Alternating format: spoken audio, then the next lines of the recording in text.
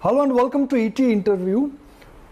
If there was one sector which got hit hard because of COVID crisis was the mobility sector and especially the auto sector. But what a trailblazing comeback it's been for the auto sector. Auto dispatch numbers for the month of October have been strong. Most of the auto companies are indicating that they are back to their pre-COVID levels. So what has turned the fortunes of the auto sector? Is this pent-up demand or demand is back for good? And within the auto sector, what about the premium biking segment? To understand the future of premium biking segment and talk about his new launch, I have with me Siddhartha Lal, CEO of Eicher Motors. Mr. Lal, fantastic to have you back on ET now. Thank you for joining us. Hope all is well and everything is fine at your end. Thank you so much and hope everything is safe with all of you as well. Let's talk about your new launch, Meteor. How is Meteor different from the existing product offerings of RE? Are you trying to add more premiumization to your current portfolio, or this is a disruptive move to capture the experiential or the adventure traveler? Okay, I think we've been quite disruptive. I mean, many years ago, we came out with the Himalayan, which was the first adventure tour in India. And it was very disruptive, not in creating a new category, yes. So we were able to create a new category. We stuck behind our Himalayan because we believed in it. And now we can't make enough of it. So we're really in a position where we've got demand from India and from outside India. And the supply chain is now really ramping up and increasing. So we've reached a tipping point in our new motorcycles in Himalayan. We created a new category of twin cylinders, which didn't exist in India, in scale at least. There were a few European Americans selling, a few hundred numbers a year or something like that. But we've now increased that to thousands a month, many thousands a month. And we've been able to create a whole category of real strong performance motorcycles. And the Meteor 350, which we're launching, so a part of that whole story where we see a particular segment, we see highway cruising in India, and we've owned it with our Thunderbird motorcycle in the past. We created the segment with Thunderbird 20 years ago nearly, and we've been developing the segment, and now we've learned a lot. We do very little things. We don't do too many things, but when we do things, we put a lot of effort, energy, lakhs and millions of kilometers of riding, of testing, validation, and comes out the Meteor 350, which is really an extremely refined cruiser for the Indian highways. The Indian roads have developed so much over the last decade, and they deserve a cruiser which is absolutely fantastic and responsive and easy to ride, easy to own, and really, really refined. So that's really our proposition, which is to take the refinement level so high, and then the customers will come. We're absolutely conscious of the fact that customers will come because we've also made it very easy for them to ride the same motorcycle in the city, right? So it's your only motorcycle. You're buying it because you love the great highways, the outdoors, long distance riding. It's also very practical for your city riding. So again, these are all steps in the larger process that you asked about going forward. And I believe we are going forward quite a bit now. And it's we're able to continue to make gains in Indian market, in international markets, which is exciting for us. In your assessment, how is the premium motorcycle market in India moving? Because the big perception about this market is that this is a market which is still dominated by the masses, not the classes. This is more like a luxury and not a necessity. And this is an urban phenomenon, not a semi-urban or a rural phenomenon. That's not strictly true. It perhaps was 10 years ago that it was more leisure motorcycle, but that's when we were selling, 2,000 motorcycles a month. Pre-COVID at our peak, we were selling over 80,000 motorcycles a month. This is not all pure leisure seekers. These are Japs who are using their hard-earned salary and business income to put into a motorcycle, which is a step up, of course, it's a big step up from the 100, 150, 200cc bike that they've been riding in the past. But it's still, and it's a step up because they can use it for long distance riding. They can use it in Himalayan for adventure riding, in GT for a bit of sporty riding. But in essence, they're also excellent everyday motorcycles for their daily commute, for their business needs. They're traveling to, 100 kilometers away for work or something else. They can use this motorcycle. And more so now, when people want to have more personal transportation from a COVID perspective, people don't want to take a bus or train for 100, 200, 300 kilometers. They're happy to take a motorcycle, right, or a car. So it's really timely, I would say, to have motorcycles like this. And it's not just for the urban people. We've got, in fact, from what we used to have a very big urban focus when we, in 2010 or so, when we were really, really pushing into the big urban markets and making sure we have strong share there. Today, our big growth is coming from tier 2, 3, 4, 5. I mean, the smallest towns in India, we have 2,000 Royal Enfield stores in India. We used to have only 200 Royal Enfield stores not very long ago. And the 1,000 of them are what we call studio stores, which are small format stores in really, really small towns where it's viable to sell 10, 12, 15 motorcycles in a month. That was a big town 10 years ago was selling 10, 12, 15 motorcycles. Now it's a tiny town selling that many. And that means there are people in small towns who think of this as an amazing value proposition because it's an upgrade from 100, 150cc. Yet on fuel, on maintenance, it's not crazy expensive, right? Of course, it's a little step up, but it's not out of this world expensive. And they get a lot more motorcycle. They get much better motorcycle, which rides really well at low revs. It goes long distance. It's very comfortable. And that's really also in the Meteor. We made it a super, super, super comfortable motorcycle. So will I be correct to say that iShare is simply trying to position itself as the Apple of India, which is superior both in terms of technology, customer experience, and product innovation?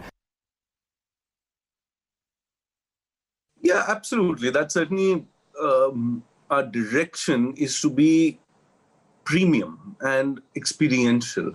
So when you walk into a Royal Enfield store, and I was talking about those in the smaller towns. In smaller towns, I've noticed, and I've been there and I've talked to people, for a young chap, for a young person in a small town, a Royal Enfield store is one of the most premium stores in their town. And they go there and they've spent 3-4 years looking at that store and saying, my God, that's really something. That's a brand that's been created in their mind because of the retail, right? And the entire experience, whether it's pre-purchase, you go to our website, you go to our social media, you call up our call centers, you call up our dealers, you walk into our store. So all the pre-sale is absolutely 3 notches up from all the mass manufacturers. So it is the experience of how we sell, how we talk to our customers, how they see us. They don't see us only because we're trying to sell them a motorcycle. They see us because there are rides, there are events, there is Ridermania, there's Astral rides, there's dealer rides, there's Himalayan rides, there's Goa rides, there's all sorts of stuff going on which they get excited by. There's collaborations that we do with other brands which excites people. And then in their post-purchase, and their purchase experience is also better because we're not just trying to push a bike, we're trying to understand what their needs are. And post-purchase, of course, we spend a lot of effort in getting them integrated into rides, community, and all of that. So there is a lot of experiential and premiumness that we bring on the table. And that's why more and more customers are coming to us now as they want to upgrade from a 100, 150cc motorcycle. So what is the best way to understand the penetration level of the premium bike segment in India? Because with other entry-level motorcycles, we can look at the need, we can look at the demand, we can look at the penetration level. But this market or the premium motorcycle market frankly did not exist 15-17 years ago. It has got created and it is expanding. What is the best way to understand the size of opportunity? I'm also trying to answer on the fly on this one. The way I look at it is that the entry-level bikes do all the hard work for us in a sense because they're recruiting first-time customers who want commuting. And the way you have to look at it is that now a chap who's ridden a bike for an entry-level motorcycle for 3, 4, 5, 6, 7 years, some of them, not all of them certainly, but some of them say, well, I actually enjoy motorcycling. I'm not just doing it for transportation. I actually enjoy the act of going on my motorcycle, the wind in my face, the turning, or whatever they like about it. They like some aspects about it. So when their paycheck goes up a bit, ET now will pay their employees, keep giving salary increases and promotions. And the guy's like, or the person is like, okay, now I can afford something more, right? And the IT companies in Bangalore, for example, that's where our big success came in from Thunderbird and now hopefully Meteor a decade ago. People are earning more and they're saying, okay, I want something more and I enjoy motorcycling. So that's where the penetration is coming from, is because we have millions and millions of people on entry-level two-wheelers who are enjoying the idea of riding a motorcycle, so at least some of them. And those are the people who are upgrading to us. So that's the base that we're basically after, which is people who enjoy motorcycling. Years. In fact, last 10 years have been like the golden years for your shareholders, for your company. The stock has given fantastic CAGR return. It is now part of the Nifty 50. But somewhere you also enjoyed a first mover advantage and you also have enjoyed a monopoly, a virtual monopoly. But now competition is heating up from local players and global players. So next couple of years, next 2 to 5 years, what should we expect now that competition is knocking on your doorstep? More so, in fact. So competition, there's no question, is intensifying. They've all seen our enormous success. They've all seen the type of growth we've had, the margins we've had. We've beaten the industry in pretty much every parameter in the last decade or so. Even with our 5-6% market share, we have 10% revenue share, and recently we had 20% profit share, of the industry. So yeah, of course there's competition coming in, and in fact, to be fair, they've been there for a long time now. So this is not new. Of course, there are newer chaps who are now targeting our space. In fact, in some cases, there's a lot of bikes that are now looking more like Royal Enfield motorcycles, and I guess imitation is a form of flattery. But customers understand that this is the original stuff, and that's a chap who's trying to copy them. And they don't have the whole formula. I mean, you can make a motorcycle which looks like ours, but you don't have all the different nuances of the motorcycle, of the experience, of the retail, of the rides, but also of the core motorcycle. I mean, the feel and everything else. So, of course, there will be a lot more competitors coming in, and that's certainly part of the game. But we're not standing still. We're doing a lot of stuff, coming out with a lot of new motorcycles, including, of course, like this one, the gorgeous new Meteor, which is totally next level. And hopefully you'll hear, and I don't know if you've ridden or you'll ride soon, and you'll get to see the reviews that it is refined. It's like you close your eyes and, well, you shouldn't close your eyes and ride, but what I'm trying to say is that you ride that motorcycle, it feels like a super high-end premium motorcycle, right? That's the feel that we want to get when people ride a motorcycle. And what's been happening is that the market has been growing. So to your point, yes, we totally believe that upgradation and premiumization is a fact of life. There is very little that can happen to change that idea. So of course there'll be hiccups here and there, and there'll be blips here and there. But in every product category, which is where people have some interest, premiumization is a part of it. Whether it's mobile phones, there's premiumization. People are going up. Whether it's cars, we've seen that there's premiumization. There's every product category people want. When they upgrade, they want something slightly better. They don't want the same thing again. So around the world, premiumization is an absolute trend, and certainly in developing countries, it's even more of a trend. And that's here to stay, and we're there to serve the premium market. And we have a premium distribution, the largest premium distribution by far in the country, and a premium product and a premium experience, which is difficult for people even with a larger distribution than ours to match, because there's a very generic distribution which is focused on selling basic motorcycles. They're not used to selling premium products. So we have a lot of advantages, but we're not sitting back on our laurels, and we're really doing a lot of work to keep moving that needle forward for our customer experience, as you said. So how will you ensure that your domination and your relevance remains intact? Because if you're dominating the market, you will have return ratios and you will be able to protect your margins, which are 20% plus. And if relevance is there, which is the need of the product, you will be able to grow the company. Well put. But the at least I shouldn't give too many secrets away, but the answer to us is really focus, right? We have an outstanding team. We have an outstanding management team, engineering team, commercial team. I mean, really, really outstanding. You guys, you know the team we have. It's really, really outstanding. Now, think about an outstanding team doing a very focused job. Very focused job. We're not wide, we're narrow. Doing a very focused job, serving a very focused market. We can put 10x the amount of effort, the amount of detail, the amount of thought into aspects which other people just can't because they don't have the management bandwidth. They're serving so many different markets, so many different customers, so many different segments. It's not easy for them. So for us, we focus. We know what we're after. We're after only mid-size market. We're only after, and we're not after every aspect of mid-size also. Someone comes with a super sport 500. We're not going after them. We're not chasing after that category. So we are very focused. We're very defined in what we want to try and accomplish.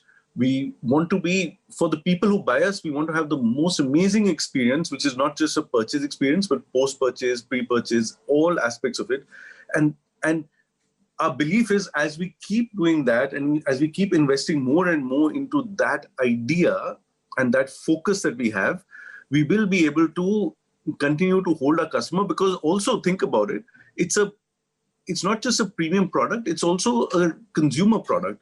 And in consumer products, what happens is that you have to really understand and eat and breathe and sleep that product. And our team are motorcyclists. We're first and foremost motorcyclists who are trying to make an amazing ride experience for our customers. And that's really what we're out to do. So we're having a lot of fun. We're enjoying ourselves. We have a lot of people who, and because we live and eat and breathe it, we're not just business people, which a lot of our competitors are. I mean, all of them, they're more technical or more commercial, but they're not really motorcycling as such. So that's an advantage that we have, and we maintain that. We plan to keep that. So on a personal note, now that we are talking about bikes and now that you're sharing your product experience so passionately, are you a biker who became a businessman, or you're a businessman who became a biker? That's a $1 million question, really. I have no idea. I mean, of course, my interest in two wheels was much before any business. And yeah, for me, I mean, honestly, when, if you go back, our idea was, that we've done so well and that we've had outstanding success well beyond what any of us could have imagined is great. And we're delighted about it. And we're going to make sure that we continue that path. But that was not the end goal. The end goal was, in fact, just to do enough to be a sustainable business, to be a business that continues to sustain itself, to be able to invest back and to grow. And that we accomplished a while ago. We were able to do that. And now the rest is all, cherry on top. So we're delighted about it. We're going to continue to do that. But we're also going to keep doing new things. We're not going to sit on our laurels and try and defend our position. We're not a defensive company. We're an enjoyment company. We want to make sure that we do beautiful, amazing things in motorcycling and grow the idea of motorcycling around the world through simple, pure, lovely motorcycles. And in fact, that's what's happening in other parts of the world as well. People are seeing that this is a genuinely gorgeous motorcycle that has everything you need, but nothing you don't. We excel on the essentials, but we don't do more than that, right? And that's also been our success now internationally. We're growing rapidly internationally because people are seeing that this is a different motorcycle with different set of values, with different character, and it meets people's needs which they didn't even know they had. And that's our secret sauce, to be able to read that need of people, which they didn't even know. But when they see the product and the offering and the whole experience, they say, yes, that's the one I like. Let's look at Tesla. It has got a commanding market cap now, much more than a lot of global auto companies put together. Now, Tesla has been a success of imagination and EV. It has changed the way how the car market would move. Do you see a similar disruption happening in the two-wheeler market as well? For sure, something similar will happen at some point.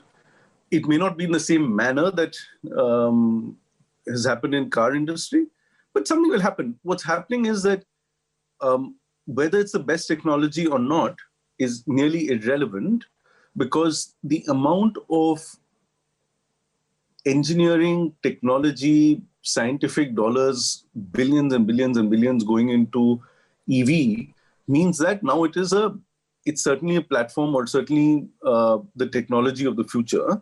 So, and there's a curve which we all follow religiously and understand very well, where the battery prices are are coming down at a particular rate, and weight and density is also changing at a particular rate.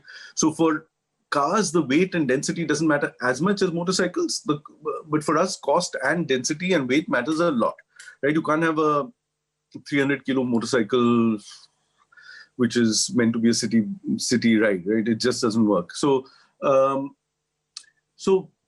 will happen, but it will happen in a way which is different from what happened in cars.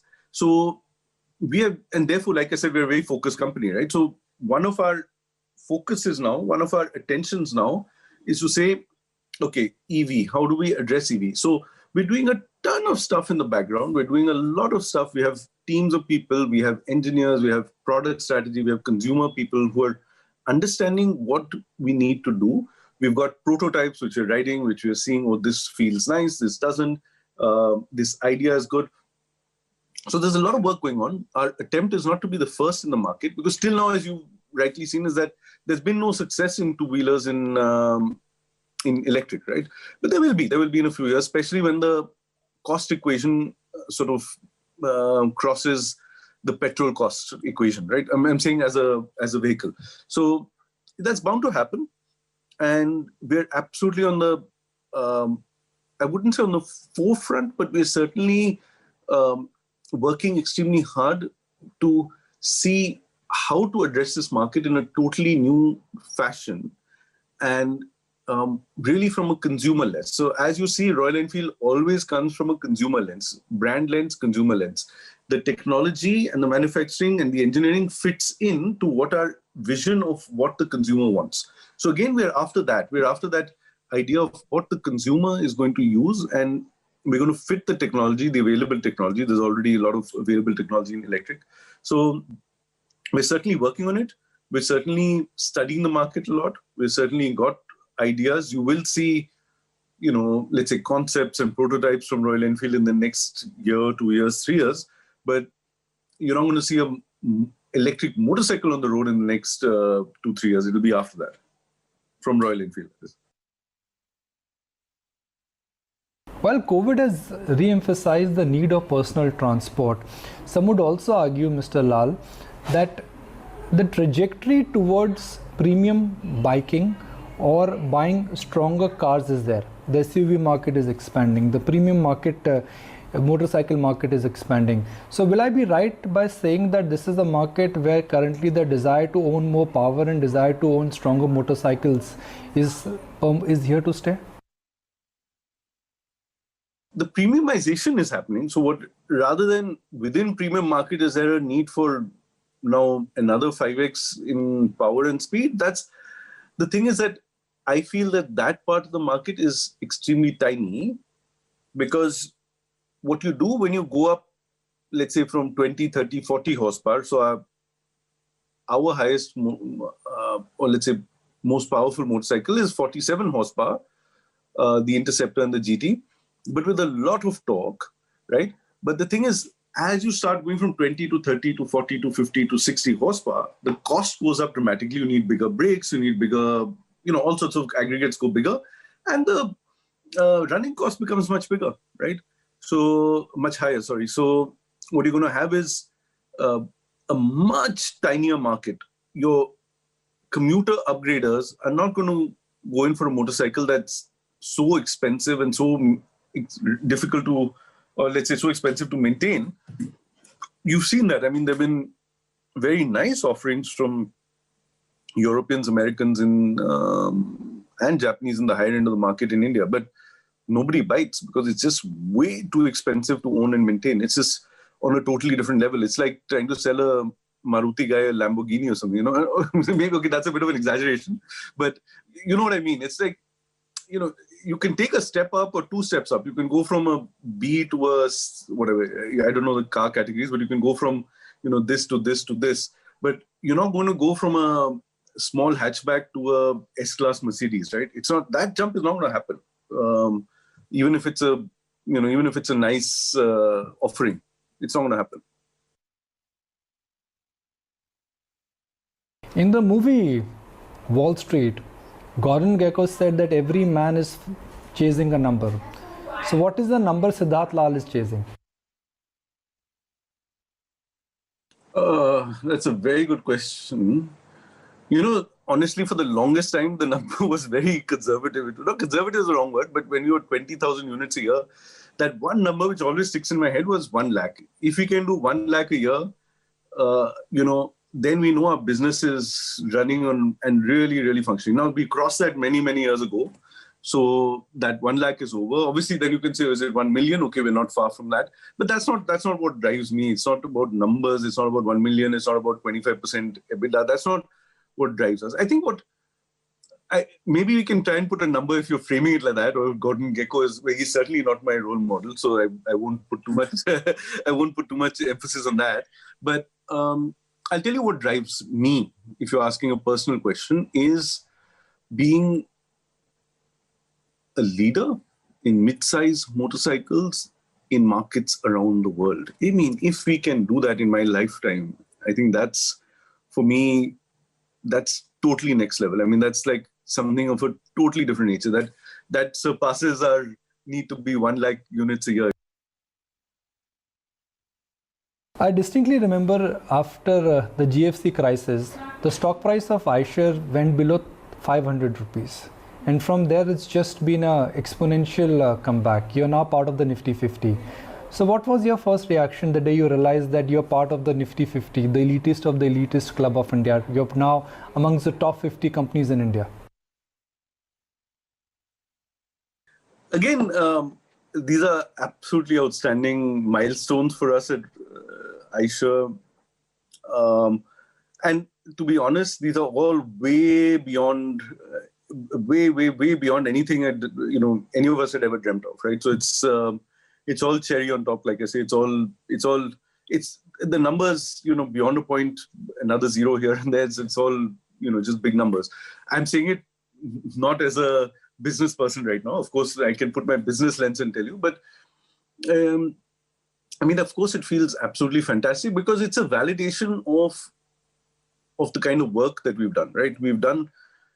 I think we've done stuff which is extremely different. We've challenged status quo. We've done, when the market in India was 99.9% 100cc commuter, or, you know, 100 to 150cc commuter, we took a position that we're going to be very different. We're going to go on the leisure stream, and we had no idea it was going to work, right? There was no idea we didn't know it was going to work. We just believed that that's what we need to do.